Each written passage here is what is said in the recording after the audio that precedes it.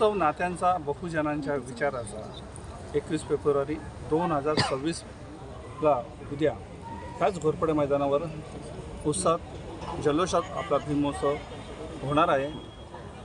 आपण हे 10वे वर्ष आहे। 10व्या वर्षामध्ये आपण समाजाच्या प्रती आपण प्रवक्ता जे असतात का जे सेलिब्रिटी असतील किंवा सिंगर असतील तर आपण हा प्रबोधनात्मक कार्यक्रम आहे का आपण महापुरुषांची विचार प्रेरित करत असतो, विचाराची देवाणघेवाण करत असतो। हेच एक प्लॅटफॉर्म ह्या समाजाच्या प्रती आपण ह्या बदलापूर शहरामध्ये घोरपडे मैदानावर नेहमीच घेत असतो। आणि हे 10वे वर्ष ह्या बदलापूर शहरामधनं भीमोत्सव जे टॅगलाईन आली ते संपूर्ण महाराष्ट्रामध्ये प्रसिद्ध झालं। ते हे बदलापूर शहरामधनं आपण मोठ्या उत्साहाने म्हणजे माझ्या जे भीम अनुयायी आहे त्यांची गैरसोय होऊ नये याच्यासाठी मी मोरबाड साईडला परत नेरळ वगैरे ह्या साईडला कल्याण डोंबिवली साईडला बसेस केलेले आहेत, 4 व्हीलर केलेले आहेत आणि प्रत्येकाला भीम महोत्सवाला येण्यासाठी आमंत्रित केलेलं आहे। कारण इतक्या मोठ्या प्रमाणात भीम महोत्सव असतो याचे साक्षीदार होण्यासाठी सर्वांनी उपस्थित राहिले पाहिजे। आणि खास करून अतिशय एक चांगली गोष्ट आहे का छत्रपती शिवाजी महाराजांची जयंती ही बदलापूर गावात होती आणि त्याचे पहिले अध्यक्ष हे डॉक्टर बाबासाहेब आंबेडकर होते आणि त्या गोष्टीला 100 वर्ष झाली। तर 100 वर्ष म्हणून असा एक आगळा वेगळा आम्ही कार्यक्रम करणार आहे का छत्रपती शिवाजी महाराज हे घोड्यावरनं आम्ही स्वार दाखवणार आहेत आणि डॉक्टर बाबासाहेब आंबेडकर हे 4 व्हीलरमधनं विंटेज गाडीतून त्यांची इथं एंट्री होणार आहे। एक चांगला दाखवण्याचं काम करतो का ह्या महापुरुषांनी आपल्यासाठी या महाराष्ट्रासाठी आणि या भारतासाठी जे योगदान दिले ते सर्वांच्या त्या ह्या साक्षीचे साक्षीदार होण्यासाठी आपण सर्वांनी उपस्थित राहावे हीच सर्वांना विनंती। बघता 10 वर्ष झाली असं वाटतच नाही की 10 वर्ष होत आहेत। काल परवाच कार्यक्रम चालू झाला असं वाटतंय, पण खरोखरच हे 10वं वर्ष आहे आणि कुठेही खंत न पडता प्रवीण भाऊ राऊत यांच्या माध्यमातून या ठिकाणी हा कार्यक्रम होत आहे।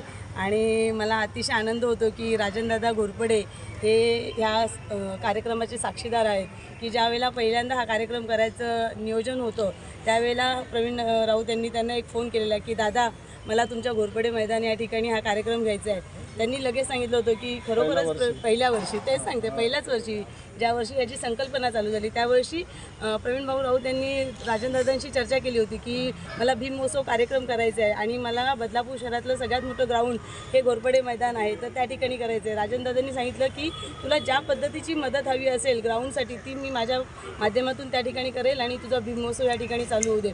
पहिल्या वर्षी मला असं वाटतं की अतिशय मोठ्या प्रमाणामध्ये पहिला वर्ष पण या ठिकाणी भीम महोत्सवाचं आयोजन ज्या वेळेला झालं होतं त्यावेळेला मोठ्या प्रमाणात त्या ठिकाणी भीम अनुयायी आले होते आणि आज तू बघशील मागच्या वेळेला पण खूप मोठ्या संख्येने लोक या ठिकाणी होते। म्हणजे दरवर्षीचा जो आलेख आहे हा चढता आलेखच आहे आणि प्रवीण भाऊ राऊत यांची प्रगती ही भीम महोत्सवाच्या आलेखाप्रमाणे आज चढती प्रगती झालेली आहे। आज ह्या बदलापूर शहरामध्ये बहुजन युवा नेतृत्व तसेच नुकतेच नवनिर्वाचित नगरसेवक ते BJPच्या माध्यमातून या ठिकाणी झालेले आहेत। तर जसं भीम महोत्सवाचा आलेख वाढतोय तसं प्रवीण भाऊ राऊत यांची प्रगती देखील वाढते।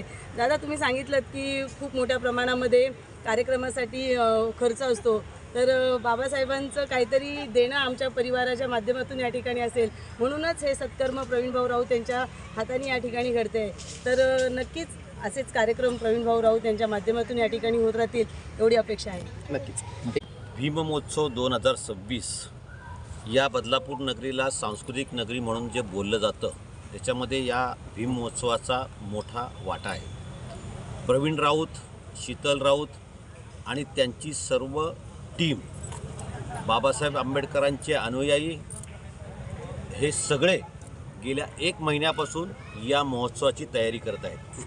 ठाणे जिल्ह्याच्या कानाकोपऱ्यामधून हा कार्यक्रम बघण्यासाठी लोक अतिशय धडपडीने येत असतात, परंतु माझ्या अनुयायांना, माझ्या मित्रबांधवांना, माझ्या समाज बांधवांना कुठेही त्रास होऊ नये यासाठी प्रवीण राऊत यांनी जाण्या येण्याची व्यवस्था बसेस, रिक्षा, टॅक्सी अशा केलेल्या आहेत की लांबवरनं माझ्या खेडोपाड्यातून माझा जो काही बांधव येतो तो सुद्धा कार्यक्रमाचा आनंद घ्यावा आणि ह्या कार्यक्रमात सहभागी व्हावा अशी त्यांची इच्छा असल्यामुळं अगदी 12-14 बस, अनेक रिक्षा, अनेक टॅक्स्या असा हा मोठा आवाजावा करून या ठिकाणी हा कार्यक्रम सुरू केलेला आहे।